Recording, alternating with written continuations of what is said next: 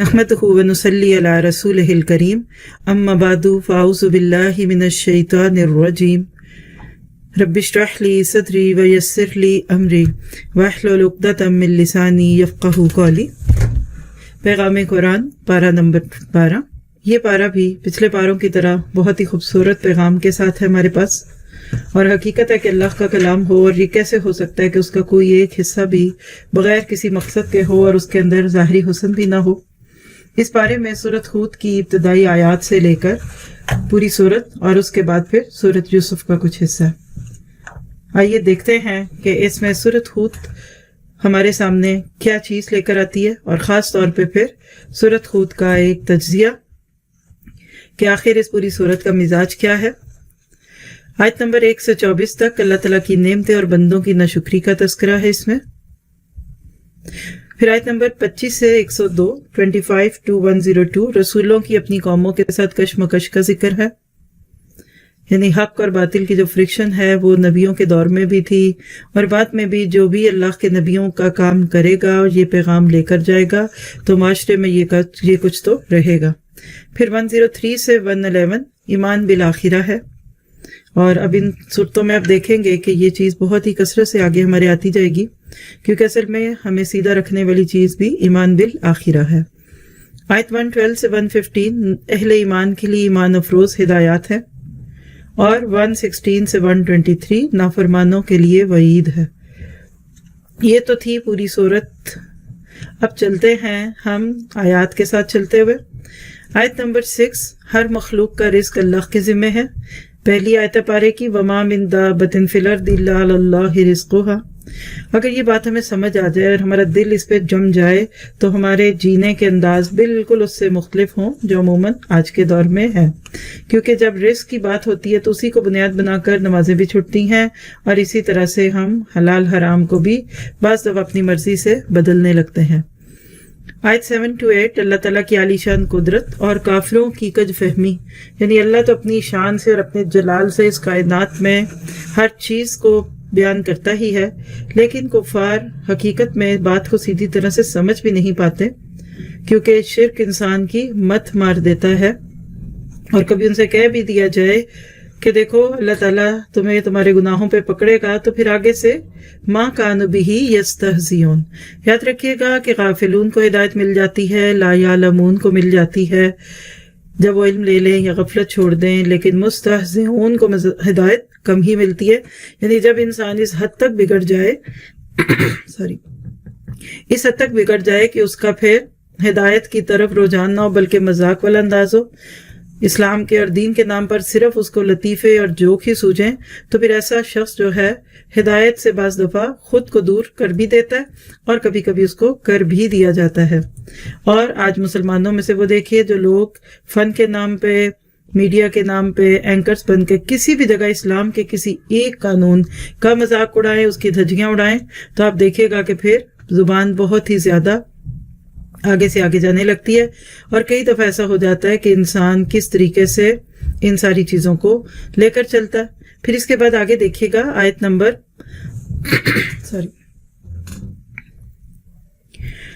9 to 11 انسان کی کم ظرفی کا تذکرہ ہے۔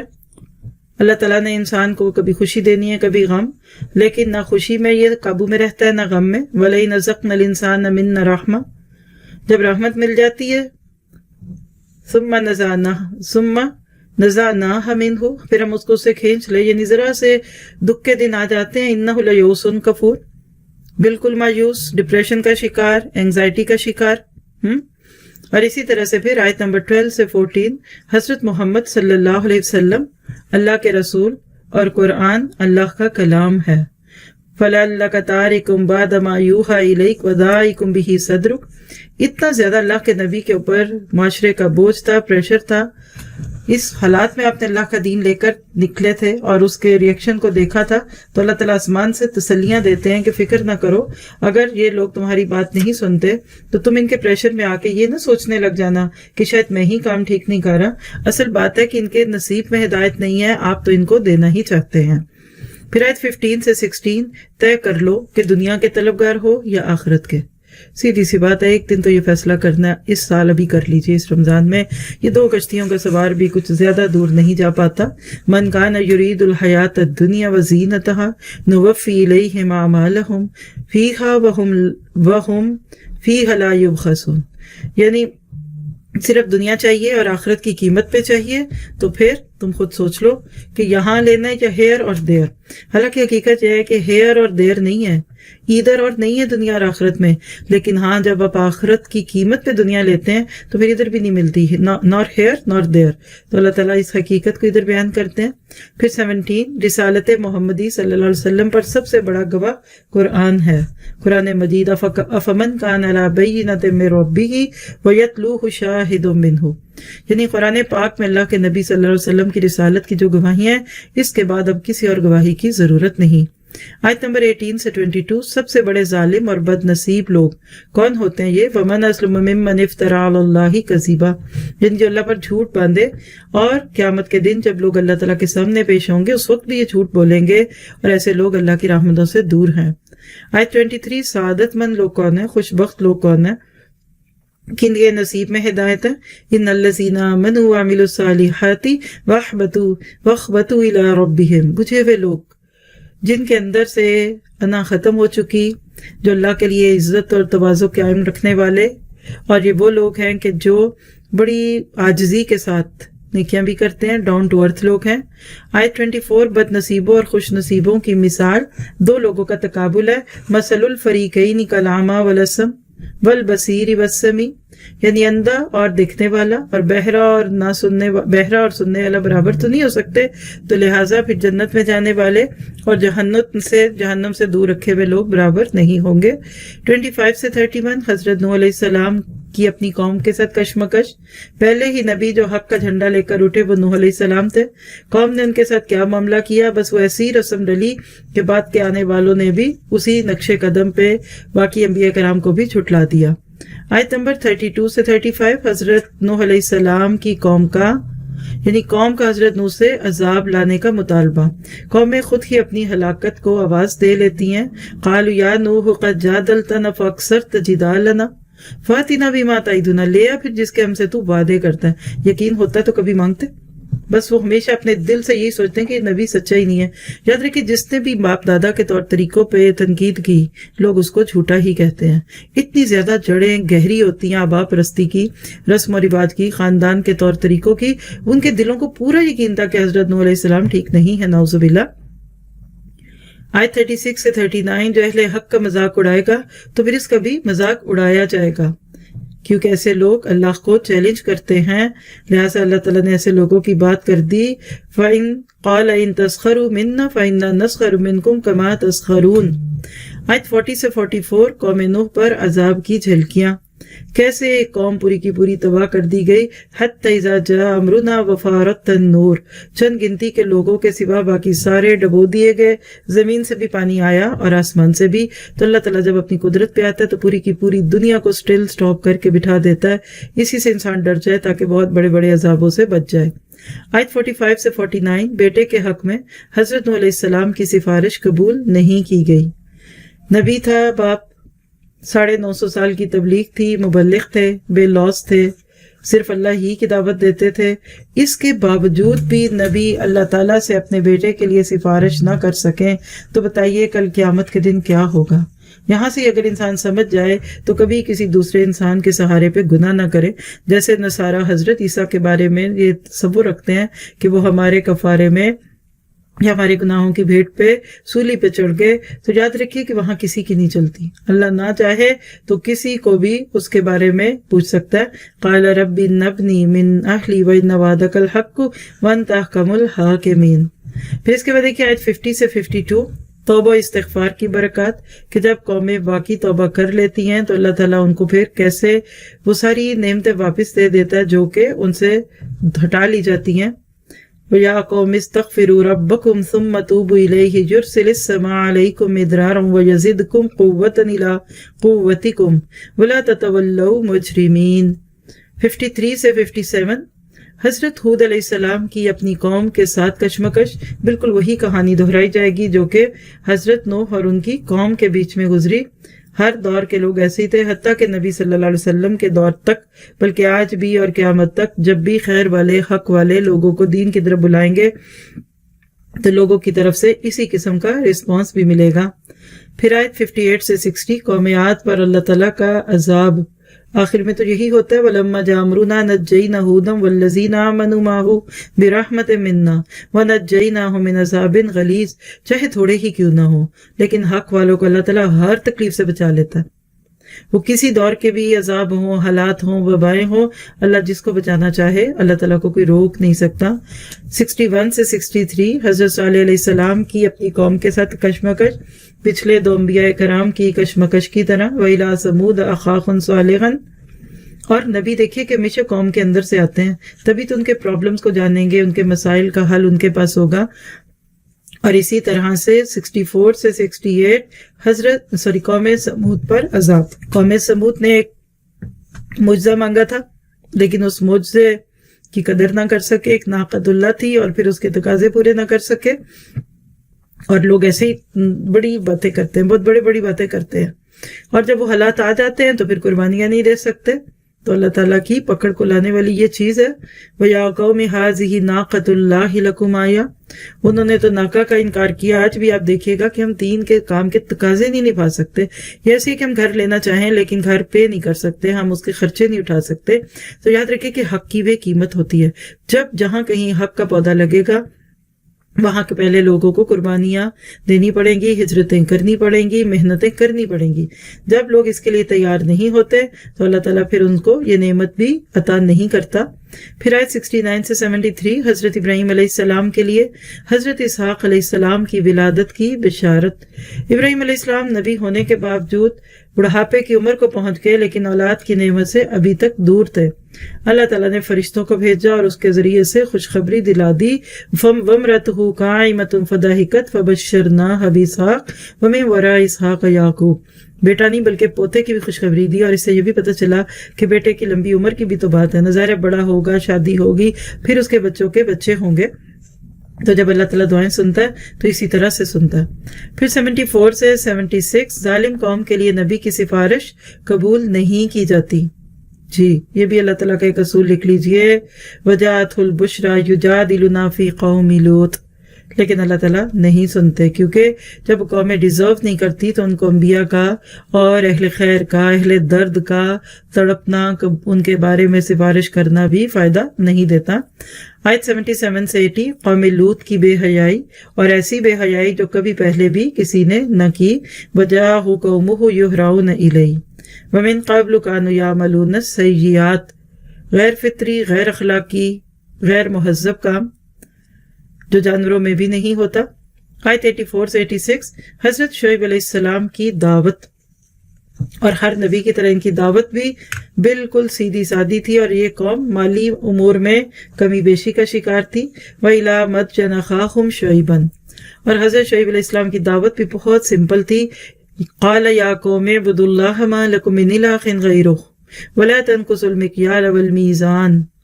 کتنا پیارا انداز ہوتا تھا نبیوں کا، کوئی لچھے دار باتیں نہیں، کوئی جھوم جھوم کے گھوم گھوم کے بات کا انداز نہیں ہے، بلکہ بہت سمپل ٹو دی پوائنٹ بات، کیونکہ حق آپ ادھوری کہہ لیجئے کہ حق کو آپ لکنت والی زبان سے بھی ادا کریں گے اللہ تعالیٰ اس میں برکت دے گا۔ اس کے علاوہ ساب کے لاہ کے اور اس طرح کی باتیں کرتے کراتے جب لوگ اس طرح کے معاملات میں حق کو توڑ موڑ کے پیش کرتے ہیں، کچھ لوگوں کی خوشی، کچھ معاشرے کی باتیں، کچھ فلاں کو خوش کر دو، تو پھر اس کا نقصان کیا ہوتا ہے؟ لوگ تو خوش پھر بھی نہیں ہوتے لیکن پھر حق دب جاتا ہے اس طرح کے انداز کے اندر۔ تو ہمیشہ اللہ کی بات سیدھی کیجئے، لوگوں کے دلوں میں اترے نہ اترے، آپ کم از کم اپنی ذمہ داری ادا کر کے وہاں سے ہٹ جائیں گے۔ آیت 87 سے 93 حضرت شعیب علیہ السلام کی قوم کے ساتھ کشمکش۔ مالی معاملات میں دخل تو ویسے کسی کو اچھا نہیں لگتا، اس قوم کو یہ کہاں اچھا لگ سکتا تھا، اسی لیے کہنے لگے قالوا یا شعیب وصلاتک تامرک ان نترک ما یعبد آباؤنا، یعنی تیری نماز یہ حکم دیتی ہے کہ تو ہم پہ تنقید ہی کرتا رہے۔ یاد رکھیے جس نے بھی اصلاح کی کوشش کی لوگوں نے اس کو تانے دیے، اور تانوں میں بھی بہت بڑا تانا نماز روزے کا ہوتا ہے۔ 94 سے 95 قوم شعیب پر عذاب۔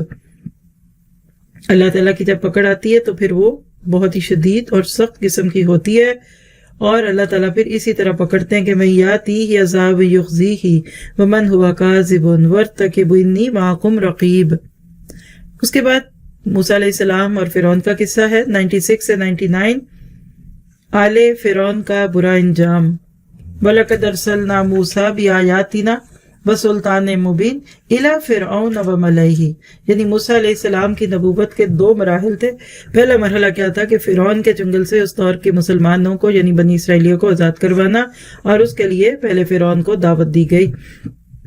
اس کے بعد آیت 100 سے 102 ہلاک ہونے والی قوموں کے انجام پر بصیرت افروز تبصرہ۔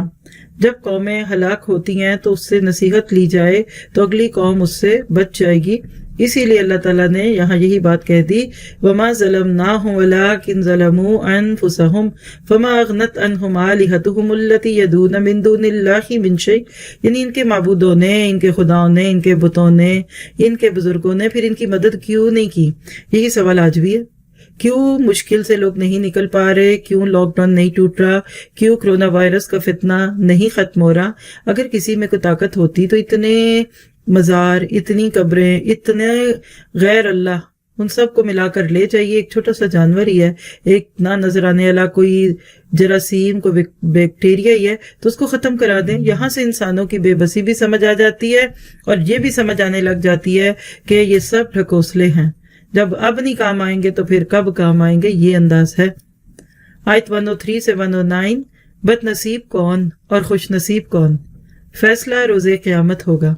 آج دنیا میں تو ہم دوسروں کو دیکھ کے آہیں بھرتے ہیں، ہائے کتنے لکی ہیں یہ، لیکن اللہ تعالیٰ کہتے ہیں فَأَمَّا الَّذِينَ شَقُوا فَفِي النَّارِ لَهُمْ فِيهَا زَفِيرٌ وَشَهِيقٌ، بس وہ لوگ جو بدبخت ہوں گے وہ آگ میں ہوں گے اور اس میں ان کا چیخنا اور چنگھاڑنا ہوگا۔ اللہ تعالیٰ اسی بد نصیبی سے بچا دے۔ اور اس کے برعکس وَأَمَّا الَّذِينَ سُعِدُوا فَفِي الْجَنَّةِ خَالِدِينَ فِيهَا، بدبخت نہیں بلکہ خوش بخت لوگ وہ ہیں جو جنتوں میں ہوں گے اور ہمیشہ اس میں رہیں گے۔ تو 4 دن کی زندگی کے لیے ہمیشہ کی آخرت کو برباد کرنا، اس کو داؤ پہ لگا دینا، یہ کوئی عقل مندی کی بات تو نہیں ہے۔ پھر آیت 110 سے 111 اللہ کے کلام سے ہر دور میں اختلاف کیا گیا، یعنی چونکہ حق کی چوٹ لوگوں کی خواہشوں پہ پڑتی ہے، لوگوں کے طرز زندگی پہ تنقید ہوتی ہے، تو لوگ اس کو پھر پسند نہیں کرتے۔ دل مان بھی جائے نا، وَإِنَّهُمْ لَفِي شَكٍّ مِّنْهُ مُرِيبٍ کی کیفیت پھر بھی رہتی ہے، وہ زبان سے انکار ہی کرتے رہیں گے چاہے ان کے دل مان بھی جائیں۔ آیت 112 سے 115 مشکل حالات میں اہل ایمان کے لیے ہدایات، فَاسْتَقِمْ كَمَا أُمِرْتَ وَمَنْ تَابَ مَعَكَ مَعَكَ وَلَا تَطْغَوْا إِنَّهُ بِمَا تَعْمَلُونَ بَصِيرٌ۔ استقامت، دیکھیے جیسی بھی زندگی کے دن ہوں، زندگی کے کوئی بھی دن ہوں، کسی قسم کی بھی آزمائش ہو، استقامت پہ رہیے۔ کبھی آپ نے گرمیوں میں یا کھلی جگہوں پہ باہر تاروں پہ کپڑے سوکھتے ہوئے دیکھے ہوں گے اپنے ملکوں میں، لوگ چٹکیاں لگا دیتے ہیں، پھر ہوا آتی ہے، کپڑے اڑتے، کپڑے اچھلتے کودتے لیکن گرتے نہیں ہیں، بس یہ چٹکی لگا لیجیے۔ اور یہ چٹکیاں نماز کی اور روزے کی اور استقامت کی ہیں۔ جتنا آپ ان چیزوں میں آگے چلتے جائیں گے، اللہ تعالیٰ آپ کو بڑی سے بڑی آزمائش سے آسان درجے پہ نکالے گا اور بڑے بڑے فتنے آپ کے آگے گھٹنے ٹیک دیں گے۔ آیت 116 سے 117 برائی سے روکنے والے ہی عذاب سے بچتے ہیں۔ بس یہ ایک اصول یاد رکھ کر لوگوں کے بارے میں اس فکر کو لگا لیجئے، کیونکہ اس کے بغیر ایک انسان نہ خود بچے گا اور نہ دوسروں کو بچائے گا۔ تو کیا برائی سے روکنے کے لیے ہم یہ سیفٹی میئرز نہیں لے سکتے؟ اس کے بھی تو جراثیم اسی طرح سے آ جاتے ہیں ایک دوسرے پہ۔ فَلَوْلَا كَانَ مِنَ الْقُرُونِ مِن قَبْلِكُمْ أُولُو بَقِيَّةٍ يَنْهَوْنَ عَنِ الْفَسَادِ فِي الْأَرْضِ إِلَّا قَلِيلًا مِّمَّنْ أَنجَيْنَا مِنْهُمْ، ہاں یہ ایسے لوگ ہوتے ہر دور میں، بہت تھوڑے ہی ہیں۔ اور اسی طرح سے 118 سے 119 حق سے اختلاف کرنے والے ہر دور میں ہوں گے، یعنی مخالفت ہوگی، گھر سے یہ سوچ کر نکلیے اگر آپ حق کے لیے نکلے ہیں، اور اللہ تعالیٰ ایسے ہی لوگوں کی پھر مدد بھی کر دیتا ہے۔ تو لہٰذا وَلَا يَزَالُونَ مُخْتَلِفِينَ، آپ سے اختلاف ہوگا، جس کو سب ٹھیک کہیں وہ ٹھیک نہیں ہوتا، اور سب کو ٹھیک کرنے کی خواہش یا سب کو خوش رکھنے کی خواہش میں بعض دفعہ انسان اللہ کو ہی ناراض کر دیتا ہے اس کے دین کو بدل کر۔ اور آیت 120 سے 123 جو سورت کی آخری آیات ہے، اللہ تعالیٰ کا 2 ٹوک فیصلہ، That's it۔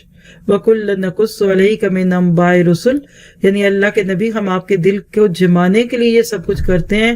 اب ان کو ایک بات بتا دیں، کیا वंतज़िरू इन्ना मुंतज़िरून, तुम भी इंतजार करो हम भी इंतजार करते हैं। आपने नोट किया कि सूरत हूद का अंदाज कैसा है, और अल्लाह के नबी के सर पे चंद, अल्लाह के नबी की दाढ़ी मुबारक में चंद सफ़ेद बाल देकर जब अबू बकर सिद्दीक रजी अल्लाह अन्हु ने पूछा था कि अल्लाह के नबी आपके बाल सफ़ेद हो गए, तो आपने फरमाया हाँ शैबतनी हूदुन व खवातुहा, हाँ मुझे सूरह हूद और उसकी बहनों ने बूढ़ा कर दिया।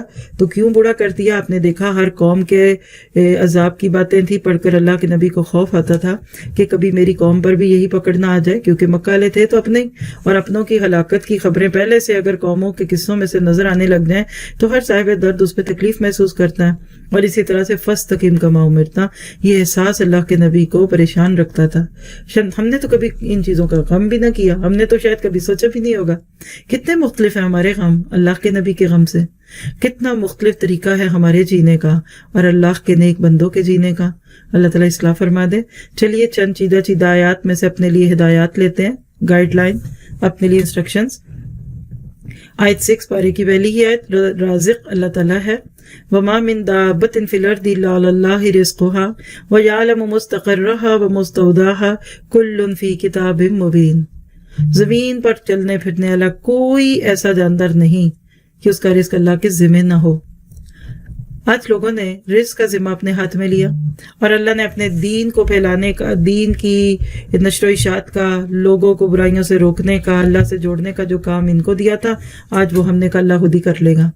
तो रिस्क का एक खास हद तक फिक्र कीजिए। रिस्क अल्लाह के हाथ में, कोशिश कीजिए लेकिन उसका गम छोड़ दीजिए। हमने दौरे कुरान में इस साल दौरे हाजिर के फितनों में एक फितरा ये भी रखा है कि फिक्र आखिरत से जायद फिक्र दुनिया। आज के बाप भी कमाने ही में इतने मसरूफ रहे कि बच्चों को टाइम न दे सके। नमाजें भी बाज़ दफ़ा कज़ा होती दिखती है और ख़वातीन पकाती खाती रह जाती हैं और नमाजें चली जाती हैं। तो आज के बाद नियत कीजिए कि जो है आपके नसीब का वो आपको मिलेगा। आपने अल्लाह का काम नहीं छोड़ना। आयत 15 से 16, दुनिया परस्तों का इंजाम।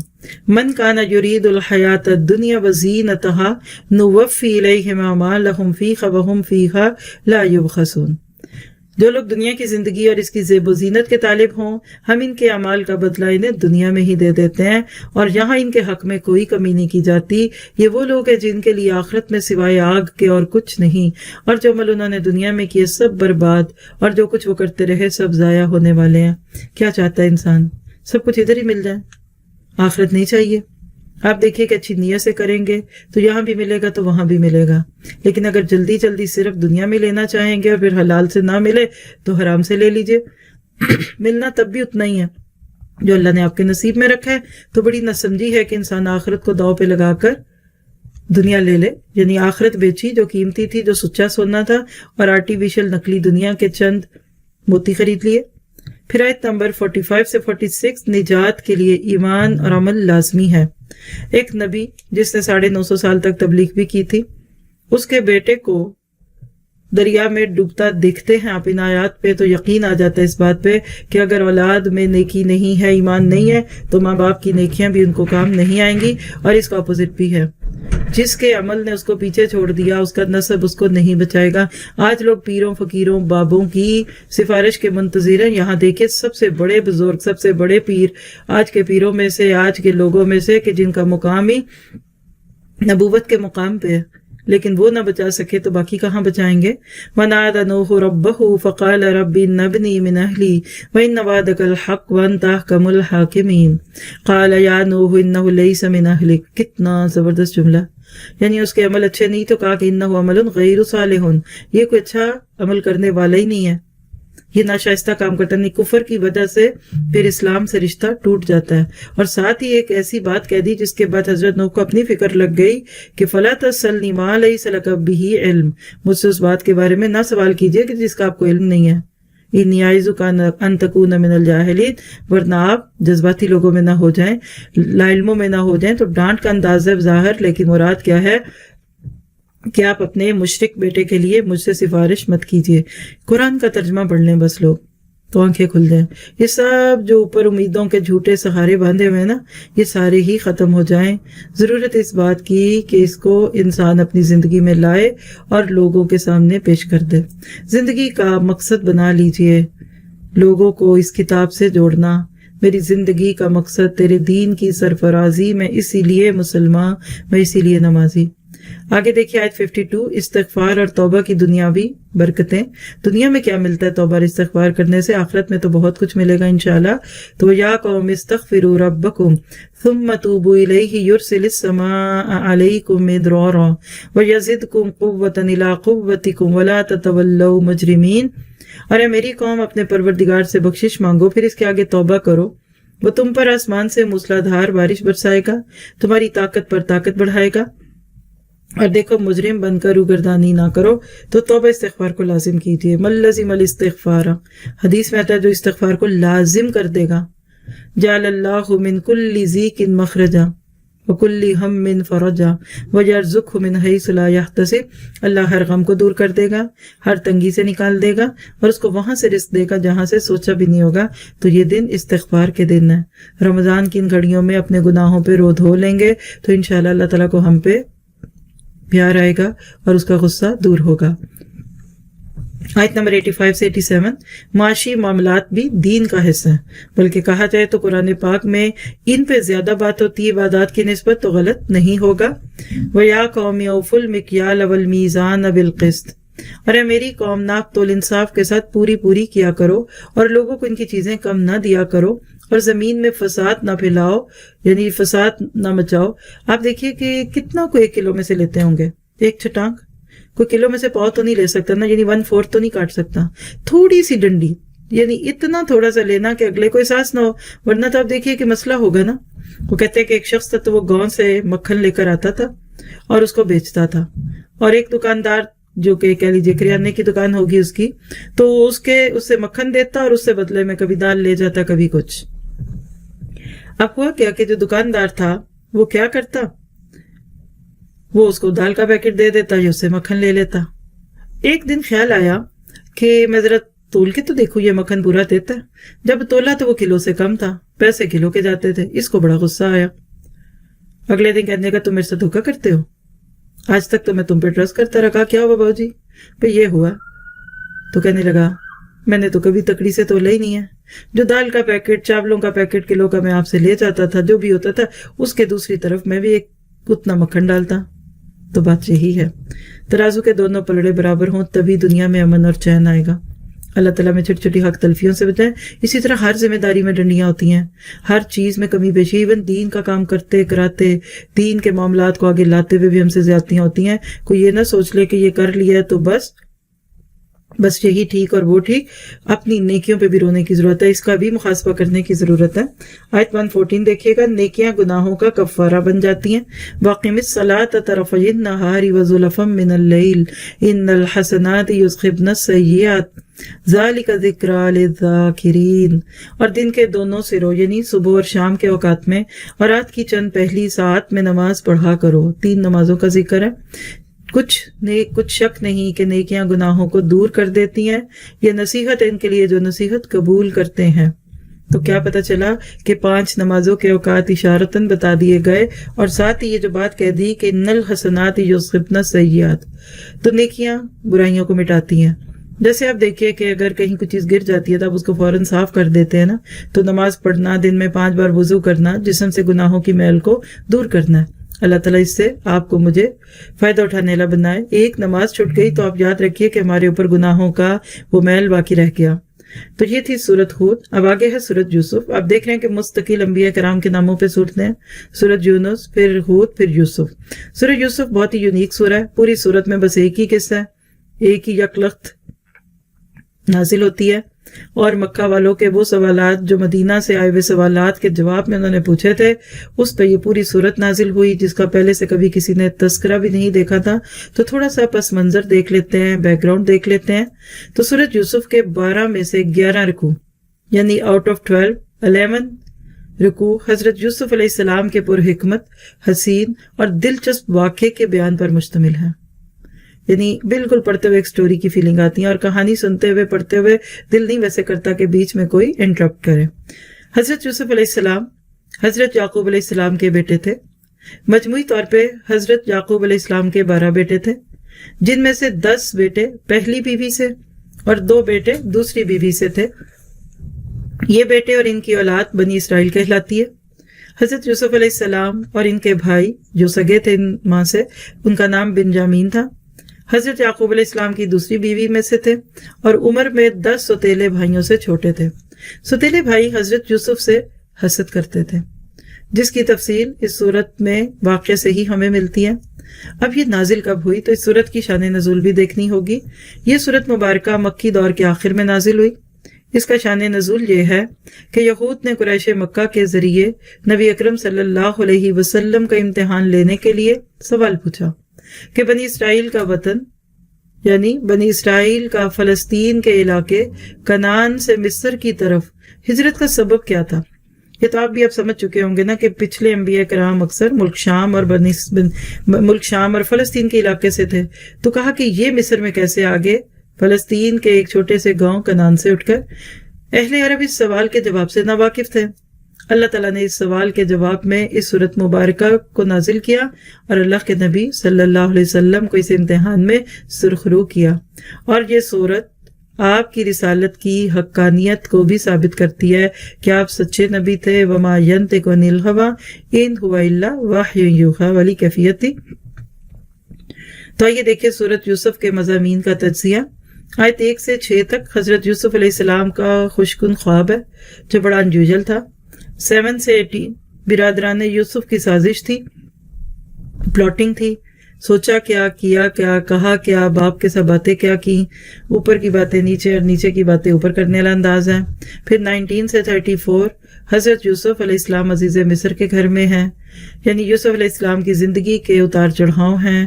پہلے باپ کی محبت سے نکالے گئے اور کنویں میں پھینکے گئے، کنویں سے نکلے تو یوسف جو عزیز مصر کے گھر میں بڑی عزت سے رکھے گئے اور وہاں سیڈیوس ہوئے۔ بے عیب یوسف جیل میں چلے گئے اور شاید 7 سال رہے۔ کتنا صبر، کتنا حوصلہ، ان کا لاک ڈاؤن اتنا لمبا تھا۔ اور جیل ایسی خوبصورت تو نہیں ہوگی جیسے آج ہمارے گھر ہیں، پھر بھی نہ شکری کرے کوئی تو کر لے۔ پھر آیت 54 سے 57 تک حضرت یوسف علیہ السلام شاہ مصر کے دربار میں پیش کیے جاتے ہیں، یہ حصہ ہم 13ویں پارے میں پڑھیں گے۔ اور پھر 58 سے 93 برادران یوسف دربار یوسف میں ہے، اور 54 سے 101 حضرت یعقوب علیہ السلام کے خاندان کی مصر میں آمد، یعنی پھر 30-40 لوگ جو تھے وہ مصر میں ہی بلا لیے گئے۔ اور 102 سے 111 آخری حصہ صورت کا انسانوں کی اکثریت کے طرز عمل پر بصیرت افروز تبصرہ، یعنی اکثر لوگ جو خود کو ایمان والے کہتے ہیں یا سمجھتے ہیں وہ بھی بعض دفعہ شرک میں ہوتے ہیں۔ تو یہ صورت کا ایک اوور ویو تھا۔ اب چلتے ہیں آیات کے ساتھ تھوڑا سا شارٹ ویو میں۔ آیت 1 سے 3 قرآن کریم ایک عام فہم کتاب ہے۔ دل کا آیات الکتاب المبین، یہ نہیں ہو سکتا کہ کتاب ہو ہدایت کے لیے اور سمجھ ہی نہ آئے، اور آئے تو صرف چند علماء کو، مفتیز کو، نہیں ایسا ہو سکتا۔ پھر عمل کیسے کریں گے؟ آپ کوکنگ ریسیپی بک لیں اور وہ اتنی انٹلیکچوئل زبان میں لکھی ہو تو آپ کو سمجھ ہی نہ آئے تو کیسے کھانا بنائیں گے؟ ڈرائیونگ کرنے والے کے ہاتھ میں وہ بک تھما دی جائے جس کی لینگویج اتنی ہارڈ ہو، سمجھ ہی کچھ نہ آئے تو وہ تو حادثے کا شکار ہوگا۔ آج ہم نے اس کتاب کو نہ سمجھ کر یہی ظلم کیا کہ ہر لمحے میں حادثے ہوتے ہوتے بچتے ہیں۔ آیت 4 سے 6 حضرت یوسف علیہ السلام کا خوبصورت خواب ہے۔ اس قال یوسف لأبیہ یا ابت انی رأیت احد عشر کوکبا والشمس والقمر رأیتہم لی ساجدین، بہت ہی خوبصورت خواب۔ پھر آیت 7 سے 18 برادران یوسف کی سازش ہے۔ باپ کے پاس آ کر باتیں اتنی خوبصورت کرتے ہیں لیکن دل میں پلان بڑے برے تھے۔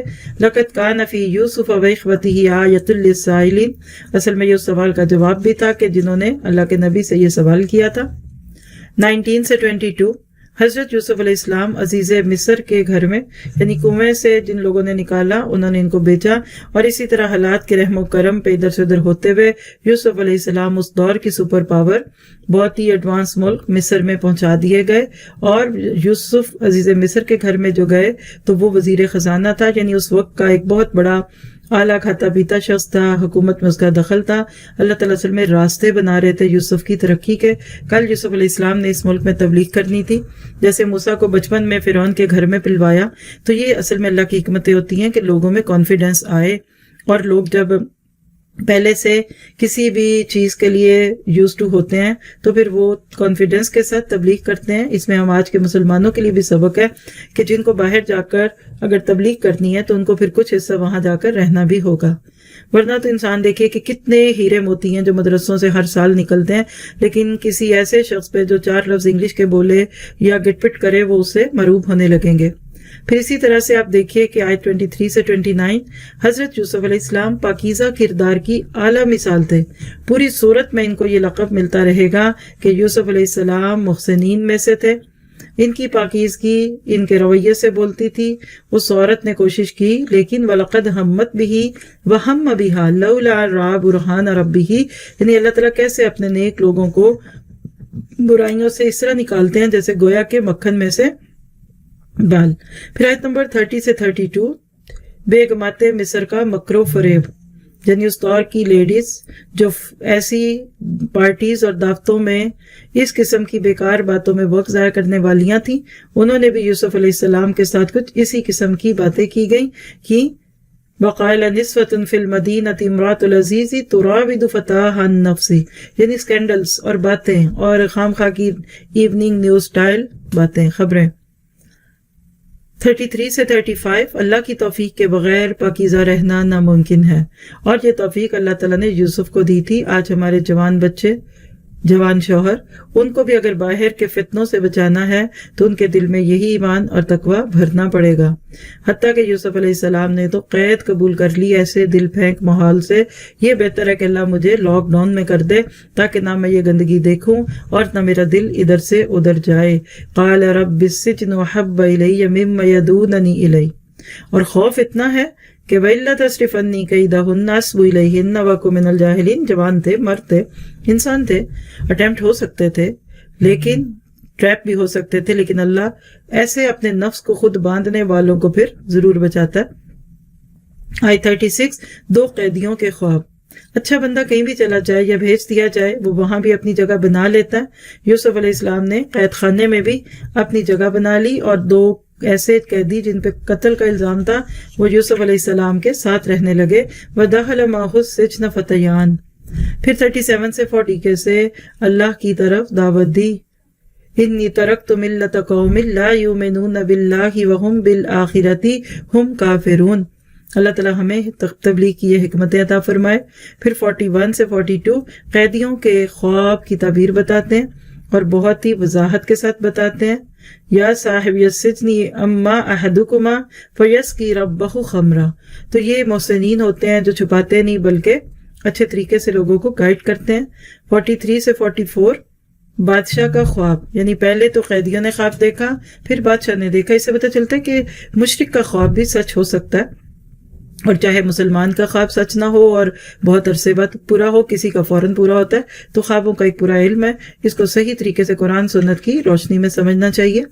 آیت 45 سے 49 بادشاہ کے خواب کی تعبیر، یعنی یوسف علیہ السلام نے نہ صرف یہ ہے کہ تعبیر بتائی بلکہ تدبیر بھی بتائی، اور کوئی کریڈٹ نہیں لیا کہ تم کیوں بتاتے ہو، میں بتاتا ہوں، تمہیں یاد نہیں رہا، میں نے تمہیں کام دیا تھا۔ ہم تو ایسے تانے دینے لگ جاتے ہیں جس وقت محسن بننے کا وقت ہوتا ہے، اور مدد اللہ کی محسنوں کو آتی ہے۔ پھر اسی طرح سے 50 نمبر آیت بادشاہ کی طلبی اور یوسف کا انکار۔